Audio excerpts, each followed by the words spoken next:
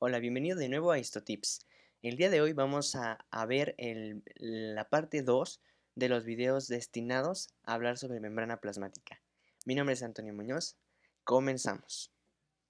Bueno, en el video anterior hablamos sobre que la membrana plasmática tiene como componentes a lípidos, a proteínas y en una menor parte carbohidratos. En el video anterior hablamos sobre los lípidos que forman a la membrana plasmática. En este video nos vamos a centrar en las proteínas de la membrana plasmática. ¿De acuerdo? Bien, estas proteínas se pueden clasificar de acuerdo a la localización que tienen en la membrana en proteínas integrales, o también llamadas transmembrana, y en proteínas periféricas. Primer concepto importante. Las proteínas transmembrana o integrales van a atravesar en su totalidad a la membrana plasmática, como tenemos aquí en este dibujo. Pero, si te das cuenta acá en este otro dibujo, vemos proteínas que no atraviesan completamente a la membrana, sino que solamente se quedan como a la mitad. A esas proteínas se les conoce como proteínas periféricas. Ajá. Y dependiendo de si están del lado del líquido intracelular o en este caso del citoplasma, se van a llamar, si están del lado del citoplasma, proteínas periféricas citosólicas, y si están del lado extracelular, es decir, del espacio extracelular, van a llamarse proteínas extracelulares, periféricas extracelulares, ¿de acuerdo? Bueno, lo más importante es saber que hay integrales y periféricas. Ahora, las integrales también se subclasifican en de pasaje simple o pasaje múltiple, dependiendo de cuántas veces atraviesan a la membrana. Las de pasaje simple simplemente atraviesan una vez a la membrana y se acabó. Ajá. Sin embargo, las de pasaje múltiple la atraviesan aquí una vez, después otra vez, después por acá se fue la proteína y la volvió a atravesar la membrana. Ajá, en este caso lo atravesó 3 veces y por lo tanto es de pasaje múltiple. Ujú. Bien, ahora, esta es una clasificación de acuerdo a su localización, pero también tenemos una clasificación de acuerdo a la función que tienen las proteínas de la membrana, que pueden ser una función de transporte, es decir, pasar moléculas de un lado de la membrana hacia el otro, receptores, ajá, o enzimas. Vamos a ver a continuación cada uno de estas clasificaciones, ¿de acuerdo? Vamos a empezar viendo las proteínas que tienen la función de transporte. De ahí tenemos dos, a las proteínas llamadas transportadoras y a los canales, que son proteínas en forma de un tubo. Ajá, por lo tanto, tienen un orificio en medio y por ahí atraviesan las moléculas. Ajá, las proteínas transportadoras tienen una estructura diferente, no en forma de tubo, que vamos a hablar a continuación. Fíjate cómo estos canales también se subdividen en canales iónicos, si lo que pasan a través de los canales son iones, como por ejemplo el sodio, el potasio, y acuaporinas, si lo que atraviesan a los canales son moléculas de agua. Bien, ahora, es importante también saber que las proteínas de transporte, ajá, las que van a transportar moléculas, son selectivas. ¿A qué me refiero con esto? A que solamente van a transportar las moléculas para las cuales están hechas esas proteínas. No van a permitir que pase cualquier molécula que quiera pasar. Solamente las proteínas para las cuales están destinadas estas proteínas van a pasar. ¿Y cómo es esto? Va a ser más o menos de la siguiente manera. Fíjate, las proteínas, bueno, aquí en este esquema es una membrana celular y aquí tenemos a una proteína de canal. Les decía que tenía su agujero para que ahí atraviesen las moléculas, en este caso iones, ajá, o moléculas de agua si son acuaporinas, y estas son proteínas transportadoras. Fíjate cómo no tienen una abertura como estas de canal que atraviesan a la membrana, ajá, sino que vamos a ver que las proteínas transportadoras tienen una parte de ellas, ajá, tiene una forma específica, y esa forma específica tiene la forma, ajá, de la molécula que va a transportar. Ajá. Es decir, una proteína transportadora, digamos, de glucosa, acá va a tener un espacio en esa proteína que tiene la forma exacta de la molécula de glucosa. Por lo tanto, cuando la glucosa se meta aquí en su sitio de unión, que se le llama así al sitio donde se une, sitio de unión, ajá, como tiene la forma exacta, pues iba a embonar. Pero una molécula, por ejemplo, que sea un cuadrado, digamos, ¿no? Vamos a ponerlo aquí. Supongamos que yo tengo estas dos moléculas, ¿no? Tengo una molécula que tiene esta forma y una molécula que tiene esta forma. ¿Cuál de estas dos moléculas va a pasar a través de la proteína transportadora? Pues la molécula que tenga la forma que la proteína transportadora tiene aquí en su sitio de unión. ¿Estamos de acuerdo? Bien, es por eso que son selectivas. Las proteínas transportadoras son selectivas porque solamente pasan las moléculas que tengan la forma de su sitio de unión, ¿vale? Y ahora fíjate, esto representa la misma proteína transportadora pero en diferentes etapas. Primero, la molécula se une a su sitio, como vemos aquí, y después esta molécula adquiere un cambio de conformación, por la unión de su sustrato aquí a su sitio de unión, y ese cambio de conformación hace que la molécula pueda entrar dentro de la célula. Entonces, las proteínas transportadoras generan un cambio de conformación para poder pasar las moléculas. Ahora fíjate, en el caso, estas son selectivas y ya quedó claro por qué son selectivas. Pero en el caso del canal proteico tú dirás, bueno, pero es que ¿cómo va a ser selectivo si literalmente es un hoyo por el que puede pasar lo que quiera pasar? Pues no. Un canal proteico también es selectivo y es selectivo de acuerdo al tamaño del orificio. ¿Qué quiere decir? Aquí las moléculas que sean del tamaño del orificio van a poder pasar. Pero volvemos a esto. Esta molécula que está más grandota, si se dan cuenta, no puede pasar el canal. Entonces también es selectivo el canal. Y eso por una parte es selectivo por el tamaño, pero también es selectivo por la carga. Vamos a ver que aquí en estas paredes del canal va a haber normalmente cargas. Supongamos que aquí hay cargas positivas, ¿no? Alrededor, aquí en todo esto que estoy señalando hay cargas positivas. Y como sabemos, las cargas positivas y positivos se repelen. Por lo tanto, si esta molécula, digamos que sí es del tamaño, pero es una molécula positiva, aunque sea del tamaño no va a poder pasar porque las cargas positivas lo van a repeler y no va a poder entrar. Por lo tanto, este canal, si tiene cargas positivas aquí, es específico para moléculas pequeñas y que además tengan carga negativa, porque ya entre los signos contrarios pues no se repelen y puede pasar, ¿de acuerdo? Entonces, ambas tipos de proteínas, tanto las de canal como las proteínas transportadoras, tienen una selectividad, ¿vale? Los canales además, algunos canales tienen una puerta, es decir, como una tapa, y esa tapa solamente se va a abrir ante determinados estímulos. ¿Qué quiere decir esto? Que el canal no va a estar siempre abierto, sino que solamente se va a abrir cuando haya un estímulo que abra esa puerta. Pero por eso tenemos dos tipos de canal, los que tienen puerta, que se conocen como canales dependientes, aquí los tenemos, los que tienen puerta, dependientes, y independientes los canales que no tienen puerta. Estos sí siempre van a permanecer abiertos, pero el término correcto no es decir que el canal está abierto, sino decimos que el canal está activo. Cuando no hay puerta, el canal siempre está activo. Y cuando hay puerta, el canal solamente se activa pues cuando la puerta se abra. Y se va a abrir cuando hay un estímulo. ¿Qué estímulo? Puede ser un cambio de voltaje o puede ser la unión de un ligando. Un ligando es una molécula. Entonces, cuando una molécula, por ejemplo, esta de aquí, se una al canal, pues va a hacer que se abra la puerta, ¿no? Un ejemplo. Bueno, eso es el caso de las proteínas de transporte. Ahora, las proteínas receptoras, un receptor es como por ejemplo cuando juega el juego de béisbol. Batean la pelota y hay una persona que se encarga de cachar a esa pelota.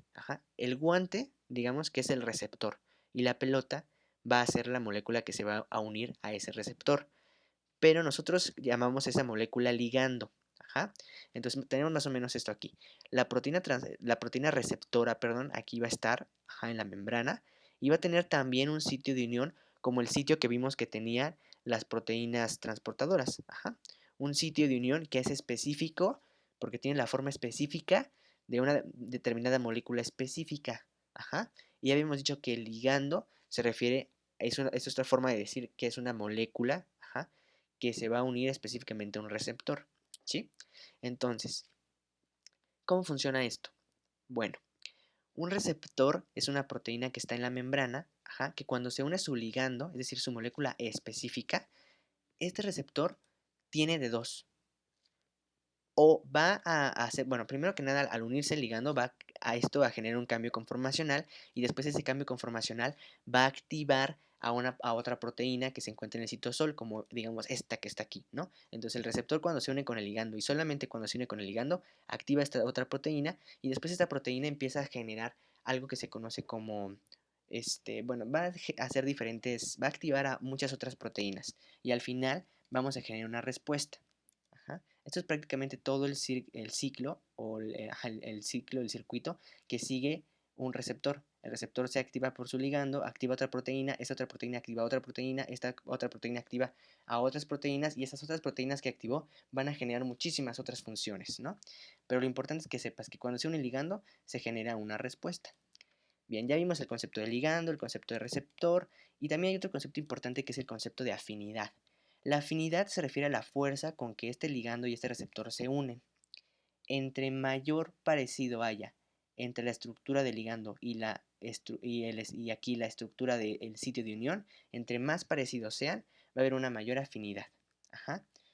Y para que una analogía es entender esto de receptor y ligando como si fuera una llave y una cerradura. Solamente hay una llave para un tipo de cerradura.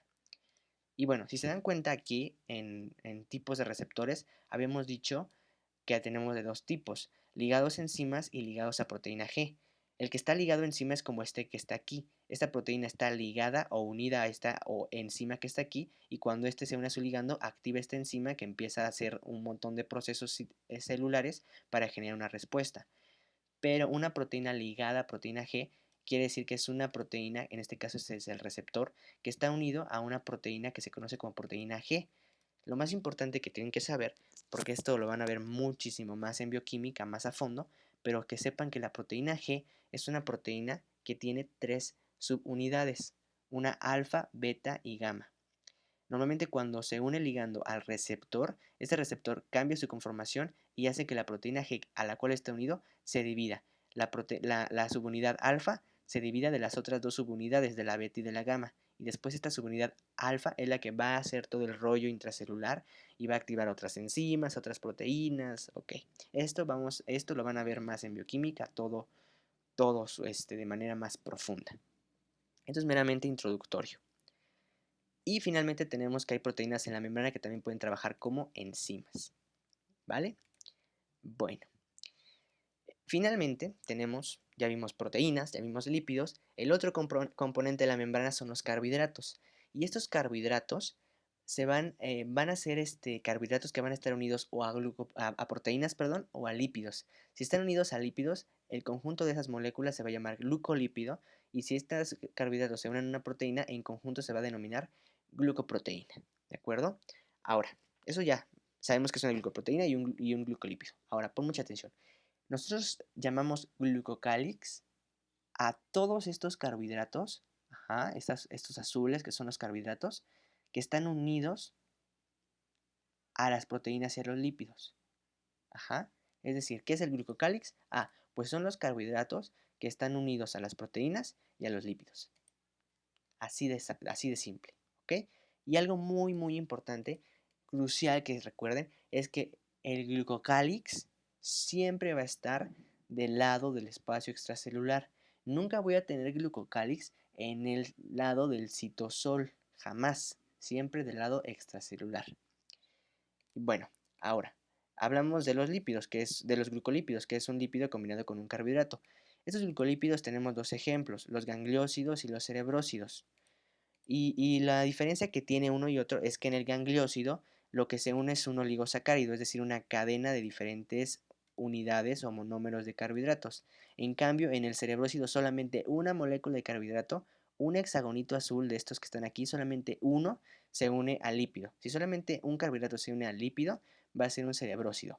Si toda una cadena de carbohidratos, como tenemos aquí, se unen a un lípido, va a ser un gangliósido. Esa es su única diferencia estructural.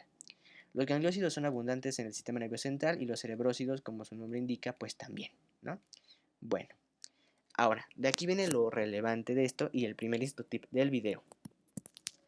El glucocálix, estos carbohidratos que habíamos dicho que están unidos a las proteínas y a los lípidos, no se van a poder ver o no se van a teñir con HY. En primera no se van a poder teñir con HY porque el HY tiene mala afinidad por los carbohidratos, si recuerdan los videos pasados. Por lo tanto, tenemos una técnica especial que sí me permite teñir al glucocálix, que es la técnica de Paz. Aquí la técnica de Paz pues va a teñirlo de rojo porque utiliza una tinción, la técnica de Paz, que es la tinción de Fuchsina básica, que va a teñir al glucocálix. Ahora fíjate, este glucocálix, eso que está aquí es una imagen de vellosidades intestinales. Ajá. Y esta línea que tenemos aquí, acá, que se ve rojita, nosotros la denominamos chapa estriada. Ajá. Vamos a ver qué es esa de chapa estriada. Ajá. Bueno, fíjate. Hay células, como por ejemplo la del intestino, que presentan unas microvellosidades, ajá, que son prolongaciones de la membrana. Esas microvellosidades en su punta tienen glucocálix, tienen una abundante cantidad de glucocálix, muchísimo glucocálix, es decir, muchísimos carbohidratos, que es lo que vemos en esta micrografía de microscopio electrónico de transmisión. Esas son las microvellosidades que vemos acá, y todo esto que está aquí son el glucocálix, son carbohidratos unidos aquí a las proteínas y los lípidos de la membrana de estas microvellosidades, ¿ok? Yo voy a teñir con Paz este glucocálix, y por lo tanto cuando lo tiño hace que se vea esta línea que está aquí, que es lo que conocemos como la chapa estriada. Entonces la chapa estriada se refiere justamente, o lo que representa, es al glucocálix que está unido en estas microvellosidades, ¿vale? Eso es la chapa estriada, y eso se ve con la técnica de Paz, ¿de acuerdo? Es la relevancia histológica que tiene aquí el glucocálix, que sepan con qué se tiñe, técnica de Paz, y que vean en qué células podemos observarlo de mejor manera, y son en las células intestinales, porque observamos justamente esta chapa estriada, ¿vale?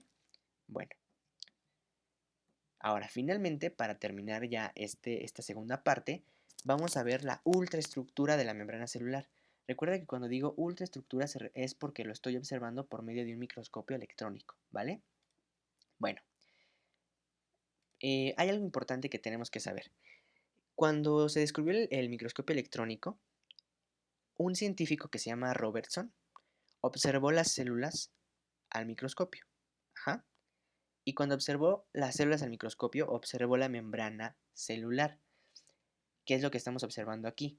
Esta que está aquí es una membrana celular, y esta que está aquí es otra membrana celular. Lo que estamos viendo aquí son dos células. Ajá. Aquí hay una célula, y esta es una membrana celular de la célula 1, y esto que está acá es otra célula, y aquí está la membrana celular de la célula 2. Sus membranas están juntas, por eso se ve así tan grueso, pero esta es una membrana celular de la célula 2 y esta es la membrana celular de la célula 1. Bueno, Robertson, cuando observó al microscopio electrónico la membrana plasmática, notó que se observaban tres capas o tres láminas. Dos láminas que estaban en los extremos, que se veían más oscuras, ajá, que cuando vemos al microscopio electrónico no decimos oscuro, decimos electrodenso. Dos regiones que se ven electrodensas oscuras, una que está aquí y otra que está acá, y justo en medio de esas dos láminas vio otra lámina que se veía clara o radiolúcida. Ajá. Perdón, no la radiolúcida, eso es en radiografías, aquí se dice electrolúcida. Entonces, electrolúcida. Y por lo tanto, pues entonces Robertson dijo, pues la membrana celular tiene una estructura trilaminar, porque yo estoy viendo una lámina aquí oscura, una lámina aquí clara y una lámina aquí oscura. Y a eso lo llamó el modelo trilaminar. Ajá. Entonces, cuando mencionemos qué es el modelo trilaminar, pues el modelo trilaminar es el que vio Robertson, es decir, que la membrana celular tenía tres capas, dos electrodensas y una electrolúcida, ¿vale? A esto también, a este conjunto de las tres capas, es decir, a la capa electrodensa, la electrolúcida y la electrodensa, en conjunto se le denomina unidad de membrana, concepto sumamente importante. Entonces, la unidad de membrana se refiere a la unión de las tres láminas o de las tres capas que se ven aquí, y esas tres capas forman en su conjunto a la membrana plasmática, ajá, vista en el microscopio, por el microscopio electrónico. Para que ustedes se acuerden de esto de unidad de membrana, cuando digamos unidad de membrana, piensen en un sándwich de queso. Ajá. ¿Por qué? Porque esta es una estructura parecida a un sándwich, ¿se dan cuenta? Las capas electrodensas van a ser las cubiertas el pan propiamente, ¿no? Y lo que está dentro, como es un sándwich de queso, pues va a verse blanco, para que lo recuerden. Y sería la zona electrolúcida. ¿Vale? Ahora, algo súper importante también es que el grosor de la membrana plasmática, y este sí lo tienen que recordar siempre, es de 7.5 nanómetros. Ajá. Esto es lo que tiene de grosor la membrana plasmática, es muy pequeño, nanómetros. ¿Y esto por qué es importante? Vamos a ver por qué. Porque recuerden, eso también es importantísimo que lo recuerden. Hay muchos conceptos importantes aquí que tienen que recordar. La membrana plasmática no la podemos observar en el microscopio óptico. Nunca, jamás la vamos a observar en el microscopio óptico. ¿Y por qué no la podemos observar en el microscopio óptico? Porque el límite de resolución del microscopio óptico es de 0.2 micras. ¿Qué quiere decir esto? Que todas las estructuras que sean más pequeñas que 0.2 micras, yo no las voy a poder observar con el microscopio óptico. Y vean cuánto tiene de grosor la membrana plasmática. 7.5 nanómetros. O sea, está muy pequeño. Eso es más pequeño que de 0.2 micras. Por lo tanto, yo no puedo ver con el microscopio óptico. Su resolución no me alcanza para ver a la membrana plasmática por el microscopio óptico. Y yo solamente lo voy a ver por el microscopio electrónico. Concepto muy importante. Ahora, otro concepto importante es que la membrana plasmática tiene una gran flexibilidad. Si se dan cuenta, todo esto que está aquí, que observan, es la misma membrana plasmática, pero vean cómo no tiene una forma lineal, no es como una pared que es dura y que no puede doblarse, sino que la membrana plasmática tiene la capacidad de ser muy flexible y de cambiar su forma, si se dan cuenta. Ajá. Y esto es muy importante porque me va a permitir que la membrana plasmática me forme estructuras como las microvellosidades. Ajá. Este caso ve cómo la membrana plasmática generó estas prolongaciones de esa misma membrana y generó estas estructuras que son las microvellosidades. Esto gracias a que la membrana es muy fluida, ajá, es decir, es muy flexible, ¿vale? Eso también es un concepto importante. Y finalmente tenemos las funciones de nuestra membrana celular. Ya habíamos comentado en el video anterior que la principal de todas es ser una interfase, es decir, una división, una separación de dos espacios, ¿no? Un espacio dentro de la membrana y un espacio fuera de la membrana.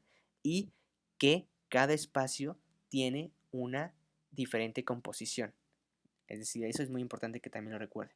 Otra función es que va a mantener la integridad estructural de la célula, es decir, va a delimitar a la célula y también vamos a tener movimiento de sustancias de un lado de la membrana hacia el otro, a través, ya habíamos visto, de las proteínas o de la bicapa lipídica. También vamos a tener comunicación celular, lo que vimos de que hay proteínas receptoras que se une justamente, ¿no? Un ligando y que se genera una respuesta en la célula. Y también pues va a tener la función de transmitir impulsos nerviosos, pero solamente las membranas celulares de las células del músculo y de las neuronas. Bueno, ya casi acabamos. Este es un concepto importante que es el concepto de criofractura. Nosotros utilizamos, el proceso de criofractura es el siguiente, mejor dicho. Vamos a enfriar por la técnica de congelación a las células y después vamos a separar la estructura de la membrana plasmática. Fíjate, ¿se acuerdan que tenía una estructura trilaminar? Esta sería una, bueno, no trilaminar, sino más bien, ¿se acuerdan que teníamos una estructura de bicapa lipídica? Ajá, que es la que tenemos aquí. Ajá. Todo esto es una monocapa y todo esto es una monocapa. Pues cuando hacemos la criofractura, lo que hacemos es congelar a la membrana y después, por medio de una cuchilla, golpeamos aquí, justo en la unión entre una monocapa y otra, y vamos a separar las dos monocapas. Ajá, como se está viendo aquí. Se están separando aquí las dos monocapas. Todo esto que está aquí es una monocapa y esta sería otra monocapa. Pero recuerden que en la membrana plasmática teníamos proteínas integrales, es decir, proteínas que atravesaban toda la membrana. Pues cuando hacemos el proceso de criofractura, la mayor cantidad de las proteínas integrales va a permanecer en un solo lado o en una sola monocapa. Ajá. Y en la otra monocapa solamente van a quedar impresas sus huellas, o que se llaman oquedades. Fíjate cómo estas son huequitos donde había antes proteínas. Las proteínas se quedaron aquí y aquí solamente quedaron oquedades. Y una que otra proteína pues sí se fue en la monocapa de aquí. Ajá. Pero bueno, nosotros tenemos una monocapa externa que sería esta, porque el espacio extracelular está aquí, y una monocapa interna porque aquí está el espacio intracelular. Ajá, monocapa interna y monocapa externa. Vamos a ver nosotros que tenemos a la cara que se ve aquí, ajá, se llama cara E porque está en la monocapa externa. Y a la cara que se ve acá, que está en la monocapa interna, se le conoce como cara P porque está cerca del, es protoplasmática, está cerca del citoplasma, ¿de acuerdo? Entonces tenemos, cuando hacemos la crioфractura, dividimos las dos monocapas en resumen y nos generan dos caras, una cara E, que es la de la membrana, la monocapa externa, perdón, y la cara P de la monocapa interna. Esto después se observa en el microscopio electrónico y aquí tenemos la cara E y aquí tenemos la cara P. Estas que están aquí son las proteínas, ¿vale? Que estaban acá. Estas proteínas que están aquí las estamos observando aquí con el microscopio electrónico. ¡Pup, pup, pup! Todas las proteínas. Y aquí se dan cuenta hay menos cantidad de proteínas y tenemos como sitios donde antes donde había como huequitos, ¿no? Donde hay huequitos, donde antes estaban las proteínas. Para que recuerden, siempre en la cara P, que tiene la P para que se acuerden de proteínas, es donde va a haber una mayor cantidad de proteínas. Y en la cara E, pues una menor cantidad de proteínas. ¿Vale? Esto es, la criofractura tiene la función de observar o de estudiar las proteínas, prácticamente. Ajá. Y bueno, eso sería todo con el video, la segunda parte del video de membrana plasmática. Si se dan cuenta es un tema, pues, que tiene que puede abarcarse una gran profundidad, pero el fin no es que se vea tan profundo. Ya después ustedes en materias como fisiología o en otras materias profundizarán más en el tema. Este video tuvo la intención de ser introductorio, de dar los puntos más importantes y si ustedes quieren profundizar, pueden hacerlo. Aquí hay algunas preguntas de repaso de los conceptos más importantes. Si todo esto lo pueden resolver, sigan avanzando con los videos de HistoTips y si no, les recomiendo que vean el video cuantas veces sean necesarias. Hasta la próxima.